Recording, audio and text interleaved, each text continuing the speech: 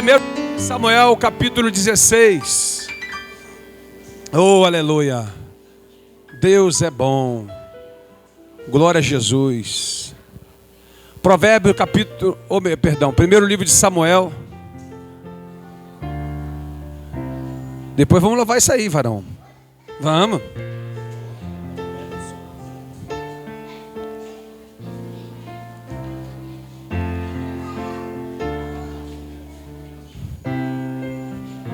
Ô varão, manda.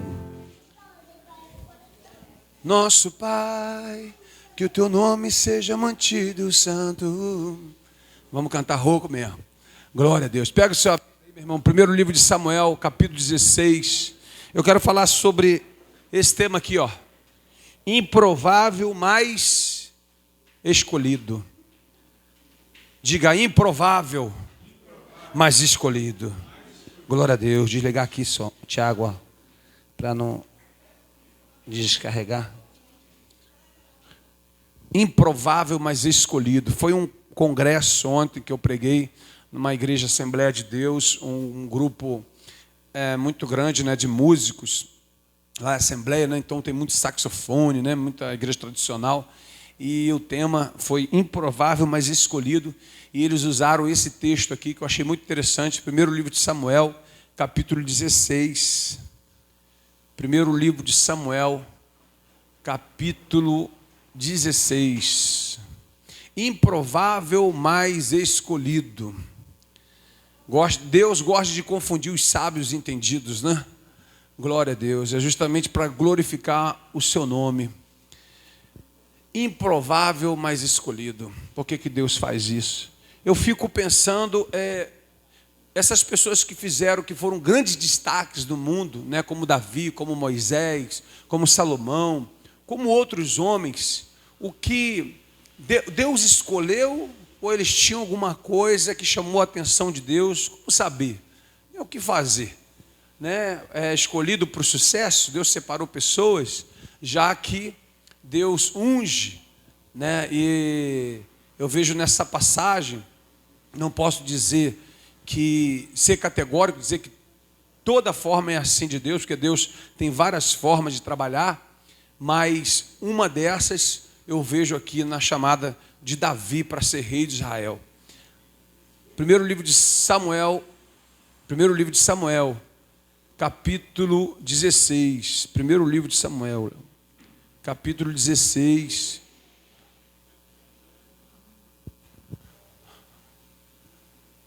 Isso.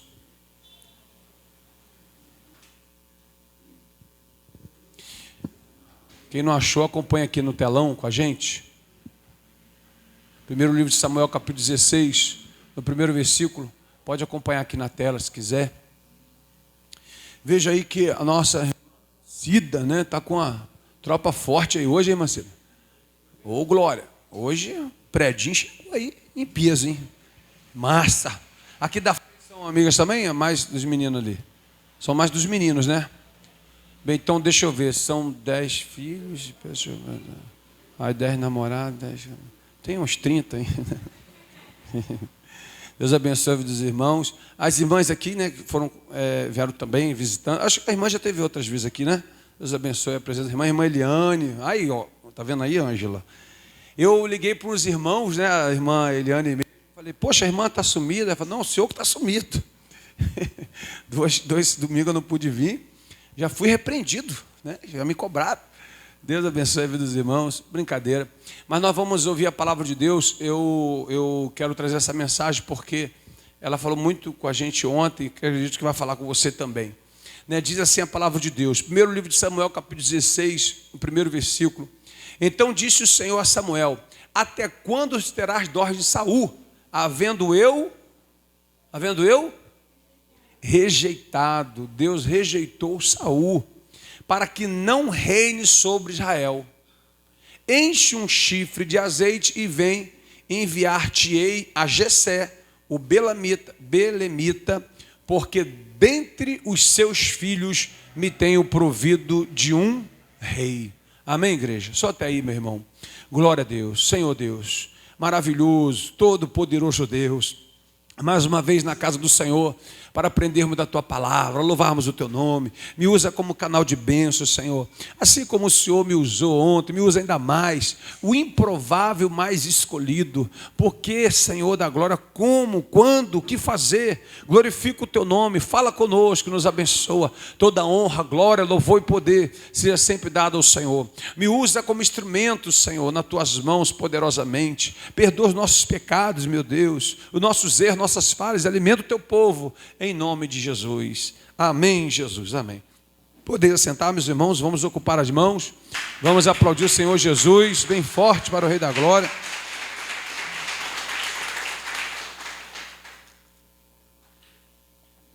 Eu achei interessante, depois, o texto é muito grande, de 1 Samuel 16, esse texto é muito grande, então, para resumir, para os irmãos entenderem, quem não conhece essa passagem da Bíblia, Deus escolheu um jovem, um mancebo, de adolescente para jovem, para ser rei em Israel. E Deus viu algumas coisas nesse menino que chamou a atenção de Deus. Isso aqui é tremendo, hein? Chamar a atenção de Deus é uma coisa tremenda. Você sabia que Deus procura um povo? Todos querem Deus, todos procuram Deus, mas existe um povo que Deus procura. Está em João capítulo 4. Deus procura verdadeiros adoradores, que adorem um Pai em espírito e em verdade. Que o comportamento seja verdadeiro, sabe, que seja sincero. E Deus procura pessoas sinceras, pessoas que amem de verdade, sem interesse. A relação de pai para filho é isso que eu quero falar aqui hoje.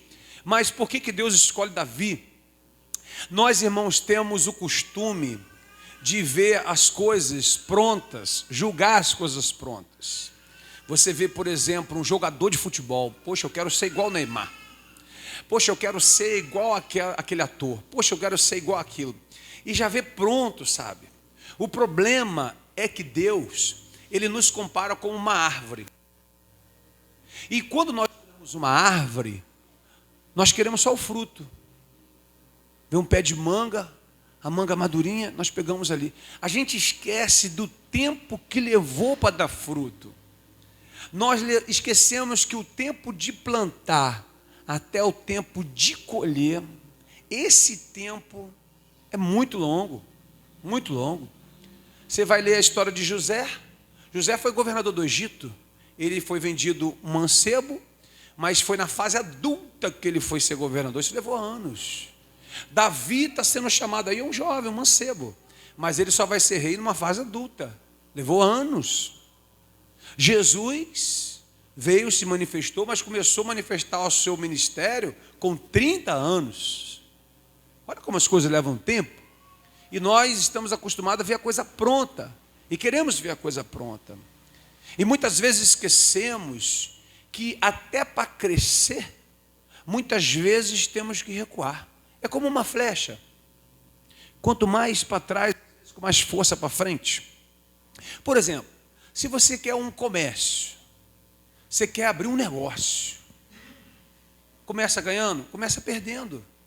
Você tem que pegar o dinheiro, comprar as coisas, alugar um lugar, preparar. Olha quanto gasto, para depois ter o resultado. Sabe? Como é investimento, como leva tempo. Por isso que a Bíblia fala de sabedoria, ela é diferente da inteligência. Já falamos aqui, né? Inteligência é aquilo que você usa para te tirar do problema. A inteligência está no corte cerebral, uma massinha que envolve o cérebro, e há vários tipos de inteligência, e certamente você tem algumas. Deus deu a todos, a não ser que nasça deficiente, especial. Mas, na sua maioria, todos têm uma certa inteligência. Te tira do problema. Mas a sabedoria, muitas vezes, não deixa você nem entrar no problema. Porque a sabedoria está muito no ciclo da vida. A sabedoria, ela vem com o tempo. A sabedoria é ter discernimento até mesmo antes de experimentar. Por exemplo, eu preciso usar droga para saber o que a droga promove? Eu sei o início, o meio e o final de quem usa droga. Eu não preciso usar droga. Isso é sabedoria. A inteligência faz pensar, mas a sabedoria que julga. Quem é que já pediu sabedoria a Deus? Levante a mão. Fala assim, eu já pedi sabedoria a Deus, pastor. Um pouquinho a gente assim, poxa, pensei que tinha mais. Talvez Deus esteja respondendo a sua oração e você não tem percebido. Quando você pede sabedoria, o que vem? Quem já pediu amor a Deus? Fala assim, Senhor, eu quero ser mais amoroso. Quero amar mais. Já pediu amor? Já pediu amor? Quem já pediu amor? Lindo, meu. Isso é lindo demais. Quem já pediu prosperidade? Tem melhor, uma graninha a mais, né, Zé? Faz mal a ninguém. Mente não, irmão. Levanta a mão, fica com medo não. Quem é que não quer ter um melhor carro, uma melhor casa? Não pode ser prioridade. Tirar Deus mas quem é que não quer crescer? Todo mundo quer crescer. E talvez Deus esteja respondendo a sua oração, você não tem percebido. Porque quando você pede sabedoria, o que vem? Problema, filho, para tu resolver. Tu acha que a sabedoria é para quê? Tu acha que sabedoria que a Bíblia está falando é para ser inteligente, para te mostrar, é muito sábio? Não, filho. Sabedoria é para resolver problema. É por isso que a mulher sábia edifica a casa, não é a mulher inteligente edifica a casa. Porque a mulher inteligente, ela pode ter 3, 4 faculdades, é uma mulher super inteligente, mas ela pode não ter sabedoria nenhuma, ela é uma péssima esposa. Eu li um livro de Jesus, o maior psicólogo do mundo, e o Dr. Mark W. Baker, que é o autor do livro, ele relatou uma pianista, que ela era muito fera, tocava muito, mas muito perfeccionista, ela era boa em tudo, mas com um casamento falido. Porque aquilo que ela fazia no seu trabalho de perfeição, ela queria fazer em casa. Eu conheço um militar, um comandante, que destruiu a família. Está até no caso de família ele. Caso de família, bota lá, comandante da marinha e tal. Ele era excelente, inteligentíssimo, mas os filhos odiavam ele. Porque ele queria implantar o quartel dentro da casa dele. Super inteligente, mas sem sabedoria nenhuma. Acorda cedo aqui, 6 horas da manhã, na hora. Que isso, pai, mas eu estudo, eu acordo 8 horas, eu vou para a faculdade, eu trabalho. Não, mas homem tem que acordar 5 da manhã. Mas aí eu dormi tarde, pai. Não é questão de vagabundagem, não estou sem trabalhar, eu preciso. Não, que é assim, e militar, e pai com a mulher. Perdeu a esposa, perdeu os filhos, perdeu todo mundo. Super inteligente, mas sem sabedoria nenhuma. A mulher pode não saber escrever seu nome, não sabe fazer uma conta, mas é sábia. É uma excelente mãe, é uma excelente esposa, porque tem um discernimento das coisas. É por isso que é difícil, muito difícil, talvez você conheça, eu não conheço muitos não. Um jovem sábio. Jovem sábio, muito difícil. Você encontra muito jovem, muito inteligente, mas sábio, saber esperar, temperança, obedecer, pai, mãe, conselho, ouvir os conselhos. Salomão disse em Provérbios 19, 20, o filho de Davi, aceita o bom conselho para que tu sejas sábio nos teus dias por vir sobre a terra.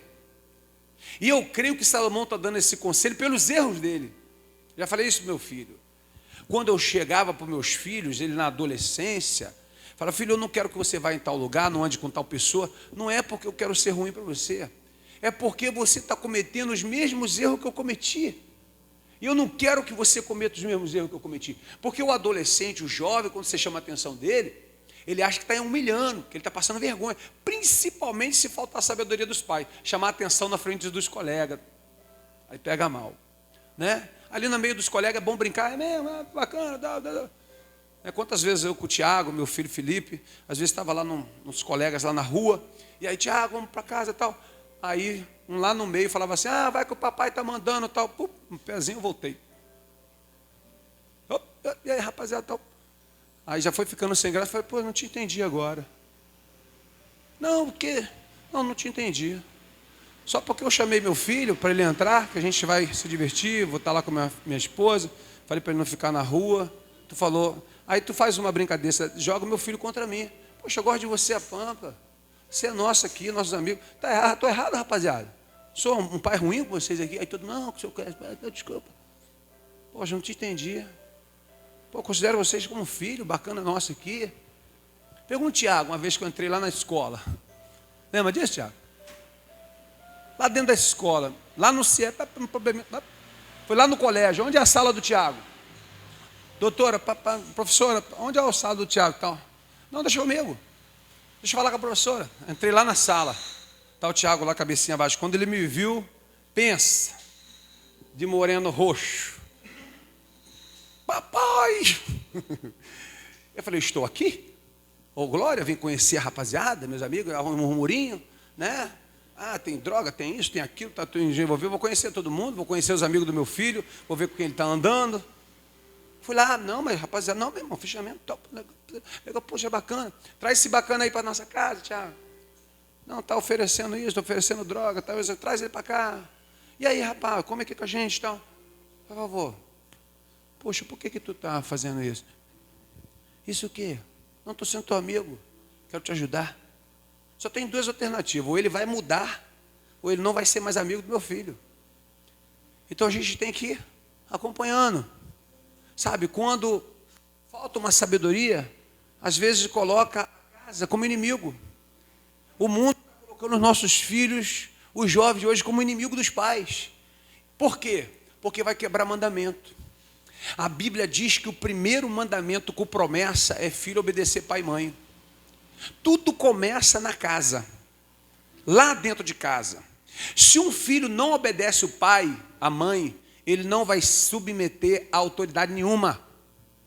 Ele vai ser um péssimo funcionário. Ele não vai suportar o patrão dando ordem nele.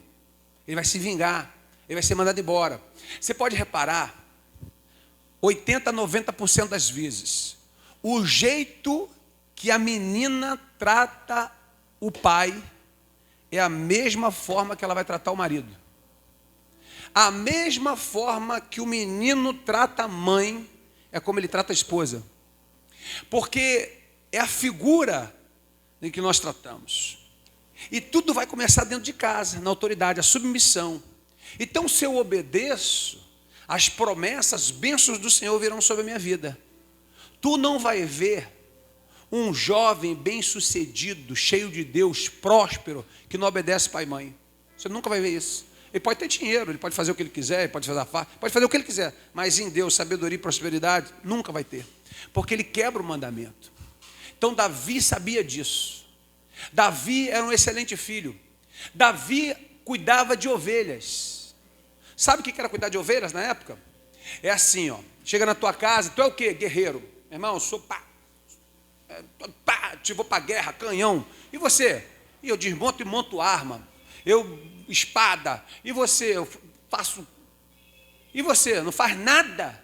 Sei nada, não sei lutar, não sei pegar, não sei nada. Vai apacentar a ovelha. Vai apacentar a ovelha lá, cuidar de ovelha. Era aquele lá. Deus falou para Samuel, vai até a casa de Jessé, pai de Davi.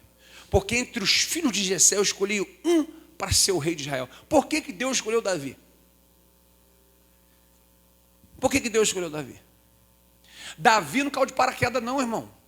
Tu vê rei Davi, ele não caiu de paraquedas não. As pessoas não caem de paraquedas não, tem um processo.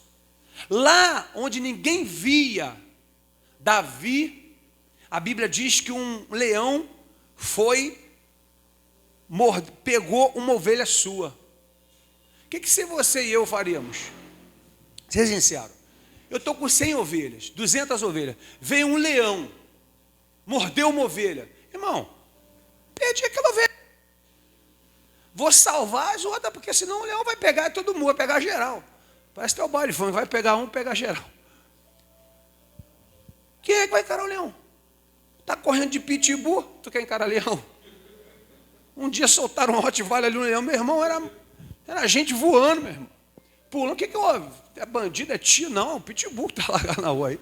Quem vai encarar o pitbull? É um Rottweiler e um leão. A mordida do leão vai matar, vai destroçar tudo. Davi não quis nem saber, irmão. A Bíblia diz que ele partiu para cima do leão e matou o leão. Acho que nem o leão acreditou naquilo. O leão estava pegando a ovelha, veio o baixinho partindo para cima dele e falou, rapaz, o homem é louco. E aí pegou, matou o leão. E aí, sabe o que você pode pensar? Pastor, isso aí é impulso. A gente tem coisa que a gente faz loucura sem pensar, pastor.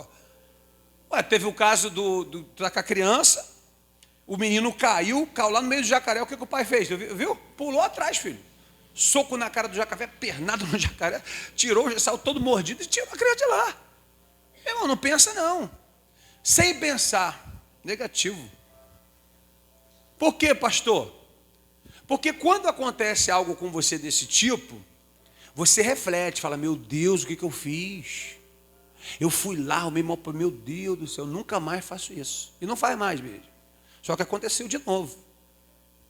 O urso não vigiou, não sabia da fama do baixinho invocado. O urso foi lá e pegou também a ovelha. Partiu para cima do urso também.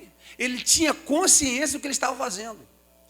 É algo que ele fazia por prazer, por amor. Ele já não se importava com a sua vida, mas pela vida de quem ele cuidava. A responsabilidade que foi entregue nas mãos de Davi. E aí Deus achou graça em Davi. Gostei desse garoto. Gostei desse menino.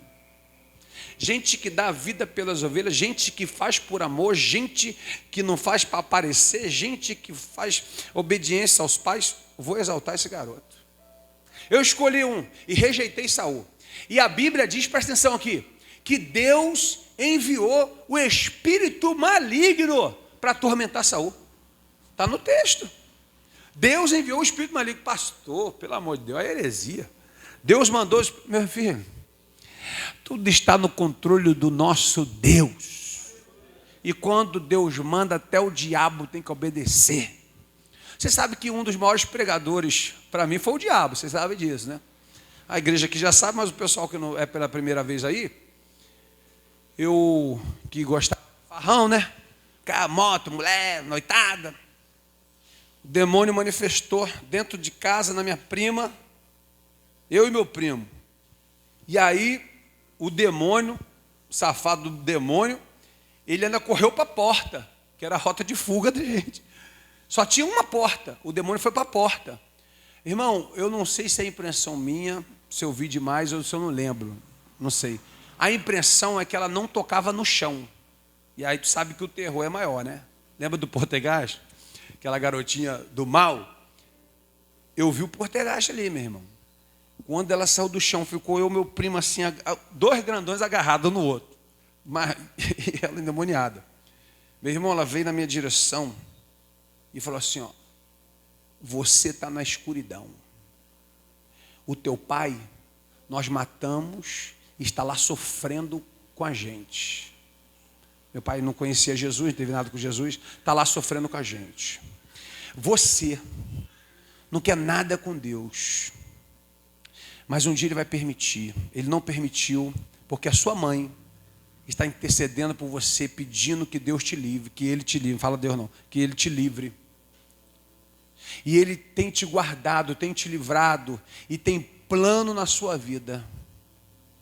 E Ele disse, nesse você não pode tocar.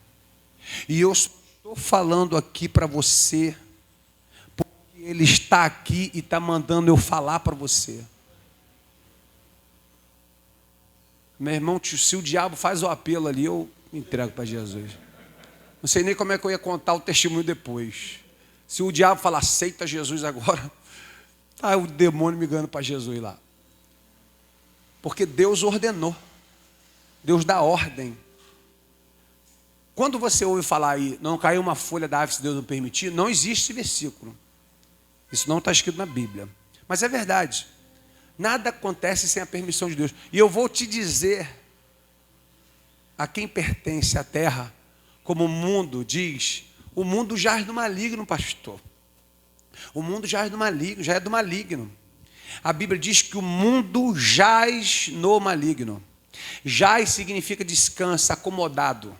O mundo está acomodado com o maligno. Mas o mundo não é do maligno. O Salmo 24 diz, do Senhor é a terra, o mundo e os que nele habitam. O nosso Deus está e sempre estará no controle de todas as coisas.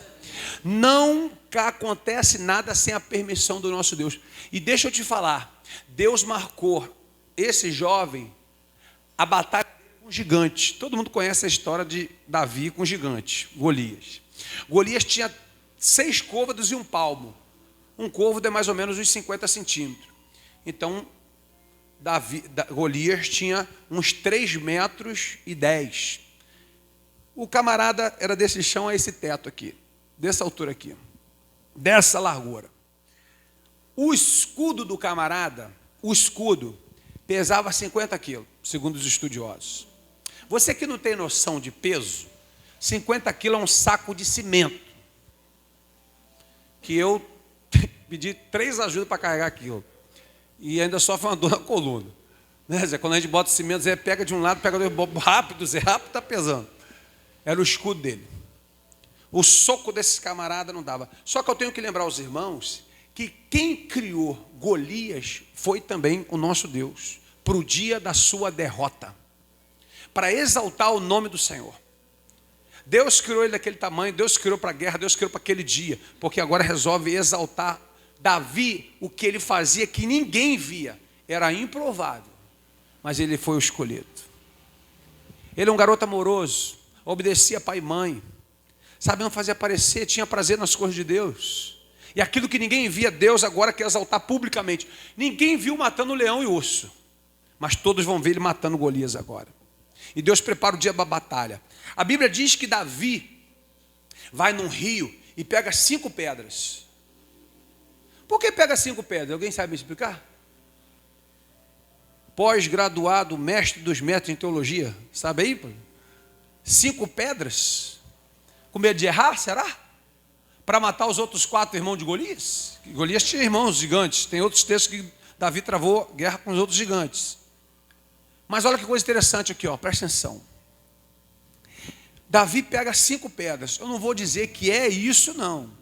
Não posso dizer que é isso, porque quando a Bíblia não tem texto e contexto, não fica falando o que é, não. Eu vou te falar só uma curiosidade minha.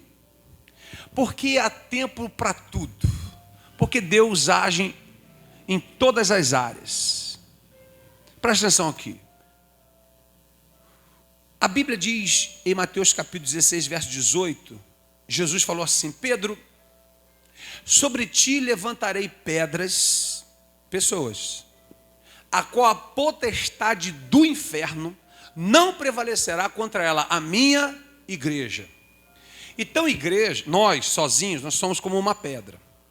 Pedro, pedra, né? Também simboliza. Não é que representa a igreja, não, como a católica fala, não. Uma pessoa que eu estou falando. Quando nós ajuntamos muitas pedras, forma o quê? Uma rocha. Se você pegar uma rocha, você explodir uma rocha, você quebrar uma rocha, vai ter vários fragmentos, pedras. Por isso que quando todos nós estamos unidos, formamos um só corpo. É por isso que Coríntios capítulo 12, no verso 12, Paulo disse assim: nós na igreja, um é como braço, o outro é como perna, o outro é como olho, o outro é como boca, e quando nós estamos unidos, formamos um só corpo, o corpo de Cristo. Aí Paulo disse assim: pode a boca dizer para o ouvido, eu não dependo de você? Pode a perna dizer para o braço, eu não dependo de você? Ele está querendo dizer o seguinte, que um prega, o outro louva, o outro convida, o outro vem à igreja. O que adianta eu ser boca de Deus aqui, mas não tivesse ninguém para ouvir? Não adianta de nada. Eu preciso do ouvido, eu preciso de alguém ouvir para eu pregar. Paulo falou aos Romanos capítulo 10, versículo 14, como eles ouvirão se não há quem pregue? E como crerão naquele que nunca ouviram? Tem que ter boca. Então estamos unidos. Então se nós somos pedras, presta atenção aqui, Cristo é a rocha. Por que Davi pega 5 pedras? E tempo para tudo. Olha só que coisa interessante. Estou dizendo que é isso aqui não, tá? Só uma curiosidade que eu vou te falar. A Bíblia diz no livro de Isaías, no capítulo 9, no verso 6, a Bíblia diz assim, que Jesus, o Senhor, será chamado de maravilhoso, de conselheiro, de Deus forte, de Pai da eternidade, de príncipe da paz. Aquele momento da guerra ali, não era um momento de príncipe da paz. Não era momento do maravilhoso, não era momento do conselheiro, não era momento do Pai da eternidade, mas era o momento do Deus forte. Aquele momento era a hora de Deus forte agir. Quando Davi pega uma pedra, a Bíblia diz que ele acerta a cabeça de Golias. Presta atenção, cravar uma pedra em uma testa Sabe o que crava numa testa? Pedrada nunca crava em testa, não, irmão. Sabe o que crava numa testa? Um tiro. Um tiro crava numa testa. Se der um tiro, a bala fica ali, ó. A força de um tiro. Davi. E outra. Você sabe, né, para quebrar um osso, criança é frágil, jovem, mas duro. Imagina um homem de 3 metros de altura, a grossura da chulapa, do testão, da cabeça. Não é, Zé? Não errava não, Zé. Do meu não dava para errar, não. Mas de Golias, bota, braço, capacete, couraça, escudo, ó, só isso aqui de fora. Só isso aqui, ponta do joelho, a espada, está aqui na parede. Vai morrer, filho. Ninguém vai encarar. Todo mundo ficou com medo de Golias, mas Deus preparou aquele dia para exaltar Davi. O que ele fazia em oculto, que ninguém via, e como ele era obediente, Deus agora resolve exaltar. Essas pessoas, todas as pessoas que foram exaltadas na Bíblia, você vai ler a história de José, você vai ver a história de Davi, você vai ver a história de Salomão, você vai ver a história de Gideão. Todos eles tinham uma história. Não caíram de paraquedas, não foi da noite para o dia, foi uma construção, foi um tempo. Deus preparando para o dia da exaltação. Era improvável, mas foi escolhido. Improvável. Ah, pastor, mas o senhor não conhece a minha vida. E talvez você também não conhece a minha vida. Mas o improvável, né? O escolhido, talvez um dos maiores, né, que a gente possa ver, é aquela pessoa justamente que não tinha nada. O menino do orfanato. O menino do colégio interno. Eu cresci numa casa de pedófilo, eu cresci numa casa de prostituta. Depois eu dormi na rua. Depois foi colégio interno. E tinha tudo para dar tudo errado. Não tinha referência de família, não tinha referência de nada. Só me deixaram uma palavra. Quando a minha mãe, eu lembro até hoje, chegaram no colégio interno, olha a palavra, como você às vezes fala para o seu filho, fala para uma criança, você acha que está sendo em vão. Eu lembro daquela palavra até hoje. E aquela palavra eu guardei no meu coração. Criança, hein? Criança. No colégio interno, não sei se vocês lembram da briga de galo, que botava assim, pessoa, que geralmente é na piscina que faz isso. Bota aqui na corcunda assim, né? Corcunda é carcunda? Corcunda, né? Vê aí, depois você me fala aí, Zé. Aí botou no ombro. Meu irmão, só que eu não tinha piscina não, filho. E eu não queria brincar não. Eu era introvertido, eu não falava. Eu não brincava. As pessoas pensavam que eu era deprimido. Eu não falava. Não conheciam nem minha voz. Eu não falava. Porque eu via só violência. O colégio interno era briga, era morte, era como se fosse um presídio. Então não tinha ali, eu ficava ali parado.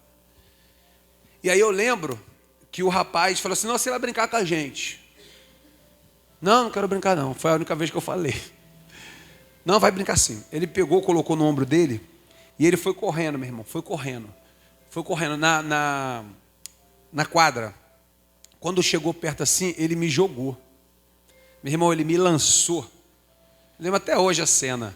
Eu caí, esse lado esquerdo aqui foi quebrando tudo. Braço, perna, me arranhei todo e fiquei lá no chão. Eu lembro que quando eu acordei, eu estava todo enfaixado. Meu lado esquerdo estava todo enfaixado. Braço, perna, enfaixado, e eu não falava. Aí foi minha mãe me visitar no colégio interno uma vez por semana, uma vez por mês, não lembro agora. Aí quando ela chegou, ela começou a olhar para mim, começou a chorar e falou assim, o que fizeram contigo?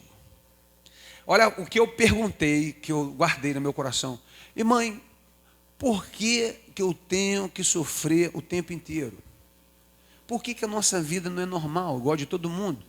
Por que eu tenho que viver sempre sofrendo? A palavra da minha mãe. Cada um tem a sua cruz. Só isso que minha mãe falou. E cruz. E depois eu perguntei à minha mãe, cruz. Cada um tem o seu problema, filho. Mas é Deus que dá o problema? É Deus, filho. Eu quero falar com Deus.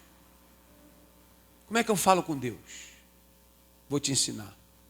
minha mãe me ensinou a oração do Pai Nosso. Repete comigo. Pai Nosso, que está no céu, santificado. E eu ali, criança, hein? Pai Nosso, está no céu. Quando acabou, eu falei assim, e agora como é que ele fala comigo? Aí ela falou assim, você não vai entender não. Não, eu quero que ele fale comigo, ele tem que falar comigo. O que eu tenho que fazer? Não, você é muito criança, um dia você vai entender. Quando é que eu vou entender? Quando você crescer. Então eu vou ter que esperar crescer para Deus falar comigo. Não, Deus vai falar contigo, mas você não vai entender. Não, eu quero falar com Deus, quero que Deus fale comigo. Ela falou, Deus, você não vai entender, filho. E aí eu fui orar. Criança, hein? Falei, ó, saí assim. Eu lembro, fui lá para Vila da Penha, Vila São Luís. O camarada colocou 2,38 assim, cromado, mas era, na época, era de espoleta. Tu lembra disso? Você lembra disso? Tinha um revólver de espoleta, mas era de ferro mesmo. Negócio brabo mesmo. Pesadão. Peguei os 2 revólveres assim, né? E fui para a rua. Criança com 2 revólveres na mão. E aí fiquei olhando. Aí eu fiquei olhando para o céu. Eu falei, tem que existir um Deus que cria o céu, que cria o sol, que cria todas essas coisas. Como é que eu falo com o Senhor? Como é que o Senhor fala comigo? Eu queria que o Senhor falasse comigo. E aí eu chorei, guardei as armas, não sei por que eu peguei a arma, fui lá. E aí eu lembro, presta atenção aqui, que Deus, depois de adulto que eu fui entender. Eu morava numa casa que entrava bandido, prostituta, tudo que você possa imaginar. Não sei, era um inferno. E aí, de repente, vinha a minha mente. Olha o que vinha a minha mente. Vai jogar bola de gude com aquele teu coleguinha. Aí o chapa esquentando aqui, bandido, vai dar tiro, facada, pá. E aí eu saía por todo mundo andando assim, passava por todo mundo. Aí ia lá na casa do coleguinha, pô, fulano, senti de vir jogar bola de gude aqui contigo. Aí, legal, tal. Aí ficava jogando bola de gude, almoçava lá, tal. Aí eu voltava à noite, estava tudo resolvido. Quando vinha a maior confusão, a confusão já estava lá na rua. O camburão já ia parando, os camaradas já vinham de fuzil, e aí eu já passava no meio deles. Não, vai soltar pipa com fulano. Eu via claramente. Pipa com fulano. Com fulano. Eu ainda perguntava. Fulano, comprou um 10ão e tal. Ia mesmo, fulano, pegava lá. Aí todo mundo, maior confusão, eu pegava. Ia sair, passava por todo mundo com a pipa. Ia lá, quando eu voltava de estava tudo resolvido. Hoje, eu entendo que era Deus cuidando de mim. Hoje eu entendo que era Deus falando a minha mente. Porque hoje Deus tem várias formas de falar. Né? Usa um pregador, usa um louvor, né? Usa uma situação. Você começa a refletir. Espera aí, a vida é isso mesmo? A gente nasce, cresce, envelhece, morre. É isso mesmo? Aí vai para a farra, mulher, tal. E depois faz o quê? Depois faz o que com isso? Depois vamos para onde? Onde vamos passar nossa eternidade? E aí, eu pude perceber que Deus fala a mente. Deus começa a tratar a mente, começa a vir pensamento. A hora que começar os pensamentos, tantas pessoas que não são cristãs, como são cristãos, quando começar a vir pensamentos à mente, de se apegar mais a Deus, de assumir mais responsabilidade, de ter mais compromisso com Deus, de obedecer mais, Deus vai começar a exaltar. Deus vai começar a fazer. E hoje, a única coisa que eu não tenho é dinheiro sobrando. Mas eu tenho um Deus maravilhoso. Tenho uma igreja que eu amo. Tenho uma família que eu amo. Meus filhos, a geração. Tudo que eu sempre pedi a Deus. Eu tenho uma esposa que eu amo. Esposa pode ficar enferma, pode ter um problema na maluta, mas eu tenho prazer de estar com ela. Porque foi perfeito na minha vida. Mas eu tenho certeza que foram decisões que eu tomei lá atrás. Quando eu resolvi obedecer, quando eu resolvi crer, eu vi que Deus começou a exaltar Davi, e eu vejo o mesmo processo. E quando Deus derrota o gigante, todos viram Deus na vida de Davi. É maravilhoso, irmão, como nós louvamos aqui, ser reconhecido. E a gente parar de ser só religiosos. Sabe, parece que a gente está muito preocupado, a gente tem que ir domingo à igreja, a gente tem que louvar, sabe, tem que fazer toda dia certinho, como religiosos. Mas na realidade, eu quero deixar uma palavra aqui para todos nós. Se você tiver uma igreja com 100 mil pessoas, faz a pergunta: quem é joio aí? Quem não presta? Ninguém levanta a mão. Primeiro porque o joio pensa que é trigo. E o outro que sabe que é joio não levanta a mão com vergonha. Porque está na igreja. Mas sabe como é que a gente percebe realmente? Eu vou encerrar aqui a mensagem. Quando Jesus disse em Mateus capítulo 16, verso 13 em diante. Jesus disse assim: que andam falando de mim por aí? O que estão falando de mim por aí? Presta bem atenção aqui que eu vou encerrar aqui. Que andam falando de mim por aí? Dizem que o Senhor é João Batista. Ressuscitou e vem João Batista. Uma reencarnação, né? Dizem que o Senhor é Jeremias ou Elias. E outros dizem que o Senhor é um dos profetas. Você não vê Jesus manifestando nada. É mesmo. Jesus não está preocupado. Mas a pergunta que vem depois é que é interessante. Mas, e vocês? Quem você acha que eu sou? Eu vou melhorar para você. Quando a gente tem pessoas que amamos, filho, esposa, mãe, nós nos preocupamos com essas pessoas, o que elas acham de nós. É um princípio. Quando as pessoas falam, se eu chegar para você, olha, teve uma pessoa lá no trabalho que falou que você... E acha que você é meio soberbo. Acha que você é metido. Acha que você é isso. Acha até que você é gay. Pois é. Que é isso, meu irmão? Vigia. Você acha engraçado. Acha que você é o maior 71. Mas quando você pergunta para o seu filho, para a sua esposa, pessoas que fazem parte da sua vida, se elas repetirem a mesma coisa que as pessoas, te abate. Se a tua mulher, se o teu filho, se o teu esposo, se a tua mãe disser na sua cara: eu acho isso de você também, isso acaba contigo. Porque aí você vai perceber que é verdade. Meu Deus, eu não sabia disso. Jesus fala: estão falando que eu sou Jeremias, estão falando que eu sou profeta, estão falando que é reencarnação. Mas e vocês? O que vocês acham? Olha a preocupação de Jesus. Sabe o que eu aprendo desse texto?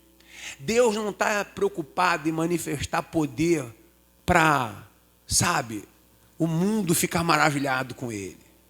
Deus não está preocupado em manifestar poder para que as pessoas fiquem atemorizadas e corram para Deus. Não. Deus aparece para os filhos. Deus aparece para os adoradores. Não é ver para crer, é crer para ver. Quando o ladrão está morrendo na cruz do Calvário, presta atenção aqui, um ladrão disse assim: se tu és o Filho de Deus, desce dessa cruz, salva a ti e a nós também, e creremos no Senhor. Os fariseus falaram também. Jesus não deu uma palavra. Jesus não respondeu. Está preocupado em manifestar, provar nada para ninguém, está preocupado com isso não. Mas o adorador, o outro ladrão arrependido, falou assim: olha, nós estamos aqui porque merecemos, mas esse homem é um santo. Esse homem não cometeu nada. Esse homem, Senhor, aí chama de Senhor, lembra-te de mim quando tiveres entrado no teu reino. Jesus disse, aí para ele Jesus responde: hoje mesmo estarás comigo no paraíso. Para quem crê, para quem obedece, Deus se manifesta. Se Deus não está se manifestando mais para você ou para mim, é porque alguma coisa errada está em nós, não nele. A Bíblia diz que onde houver 2, 3 reunidos no nome do Senhor, Ele se fará presente. Nós estamos aqui reunidos no nome de Jesus. Se você não sentir a presença de Deus, a culpa não é de Deus, é sua. O que falta é santificação da sua vida. A Bíblia diz no livro de Hebreus: segui a paz com todos e a santificação, sem a qual ninguém verá o Senhor. Se nós queremos realmente sentir a presença de Deus, falarmos com Deus, queremos sermos filhos de Deus, se quisermos sermos salvos, teremos que andar na obediência, na fé e na obediência à sua palavra. Eu sei que isso não dá ibope, não enche igreja. Eu sei que o mundo hoje lamentavelmente, quer o pai só para arrancar alguma coisa dele. Eu quero uma bênção, eu quero um dinheiro, eu quero um milagre. Vamos para a casa do Senhor. Uma prosperidade, uma bênção, uma riqueza, qualquer coisa, uma cura, um milagre, uma porta aberta, um emprego. É triste, irmãos, irmos só até o pai para pedirmos algo para nós. Sabe o que é lindo a relação de pai com filho? É você visitar o pai para saber como ele está. É visitar o pai para saber o que você pode fazer por ele. O que alegra o coração do pai? Meu pai, ele gosta de um bolinho, ele gosta de ver o neto dele. Tem uma semana que eu não vejo meu pai, eu vou lá ver meu pai, levo meu neto, meu filho. Pai, eu vim só te ver. E o pai que é milionário, que é rico, ele sabe que o filho precisa, não precisa nem pedir, ele vai dar. Mas é triste o filho que só vai até o pai para arrancar alguma coisa do pai. E aí é o mais triste ainda. São igrejas, pastores ensinando isso. Você tem que pedir mesmo. Ele tem que dar. Dono da prata, você vai receber. E pede mesmo, que está escrito, pede, receber, tem que dar. É triste, né, meu irmão? É lamentável, né? Talvez você não conheça nada de Bíblia. Talvez você não saiba nada de passagens. Mas você sabe o que é ser um bom filho. Você sabe o que é ser um bom pai. E Deus hoje, Ele quer essa relação. Quando Ele diz em Mateus capítulo 16, 33, o que vocês acham que eu sou? Ele também sabe que quando nós temos um ídolo, que é Cristo, nós queremos ser igual a Ele. Iguais a Ele. Todo discípulo quer ser igual ao mestre. Todo discípulo quer ser igual ao mestre. Por isso que Paulo disse assim: sejais meus imitadores, assim como eu sou de Cristo. Sabe, irmãos, eu quero te ver no céu. Irmãos, eu quero, quando o Senhor chegar, nós estarmos lá com Ele, glorificando a Deus, abraçando o nosso Deus, abraçando o Senhor, e dizermos: Senhor, nós te adoramos na terra por prazer, por gratidão. Adore a Deus por gratidão. Adore a Deus, seja grato por tudo que o Senhor já fez. O salmista, no Salmo 116, ele disse: o que darei ao Senhor por todos os benefícios que Ele me tem feito. O salmista Davi, ele adorava a Deus por tudo que o Senhor já tinha feito por ele, não é pelo que o Senhor ia fazer. Adora a Deus por tudo que o Senhor fez por nós. A morte na cruz do Calvário, a chance da vida eterna. Você está vivo. Infelizmente, muitos amigos meus e conhecidos meus morreram sem Jesus. E agora do outro lado, não tem volta. É uma vida eterna com o mal ou com Deus. Jesus disse que aqueles que confessarem Ele como Senhor e Salvador da sua vida, na ressurreição também ficarão com Ele. Mas aquele que não confessou, não se entregou para Ele, não ficará com Ele. A escolha nós fazemos aqui. Aqui que nós fazemos a escolha. Hoje você está na casa de Deus para aumentar a sua fé, para adorar a Deus. É mais um domingo na casa do Senhor. É mais um domingo que nós vencemos em nome de Jesus. É mais um domingo que nós nos aproximamos do Pai, porque o Pai gosta de ver os filhos na sua casa. O Pai gosta de ver os filhos adorando por prazer. Eu vim aqui para te ver, Senhor. Eu vim aqui para te adorar. E Deus sabe o que você precisa. A Bíblia diz: busca primeiro o reino dos céus, e as demais coisas vos serão acrescentadas. O que vestir, o que comer, Deus sabe o que você precisa. Ele vai conceder. Que o reino de Deus seja sempre prioridade na sua vida. Eu quero que a igreja fique de pé agora. Eu quero louvar um hino que foi a minha primeira oração. Eu ainda criança. Se eu fizesse um louvor quando eu era criança, seria esse louvor.